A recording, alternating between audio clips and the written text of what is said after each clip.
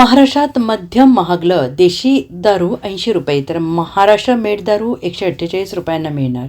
भारतीय बनावटीच्या विदेशी मद्यावर 1.5% अतिरिक्त उत्पादन शुल्क. राज्याच्या तिजोरीत 14,000 कोटींची भर पडणार. काही दिवसांपूर्वी देशात बियर या मद्याचे दर कमी होणार असल्याचं वृत्त माध्यमात झळकल्याने मद्यप्रेमींनी आनंद व्यक्त केला. मात्र राज्य सरकारचे उत्पादन वाढवण्याच्या दृष्टिकोनात उत्पादन शुल्क विभाग मद्य विक्रीवर कर वाढवण्याचा विचार करत होते.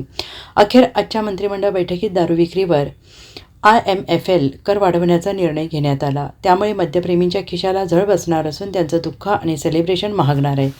राज्य शासनाच्या या निर्णयामुळे मद्यावरील शुल्क वाढीमुळे राज्याच्या तिजोरीत 14,000 कोटींचा महसूल वाढणार आहे. मद्य पिणं एका क्वार्टरसाठी म्हणजेच 180 मिली दारूसाठी 80 ते 360 रुपये मोजावे लागतील. त्यामध्ये देशी दारू 80 रुपयांना 100 मिली मिळणार आहे, तर विदेशी प्रीमियम ब्रँड 360 रुपये 180 मिली असेल. राज्याच्या महसुलात वाढ करण्यासाठी राज्य उत्पादन शुल्क विभागाने मद्य विक्रीवरील करात वाढवण्याचा निर्णय घेतला आहे. भारतीय बनावटीच्या विदेशी मद्यावर 1.5% वाढ करण्यात आली आहे.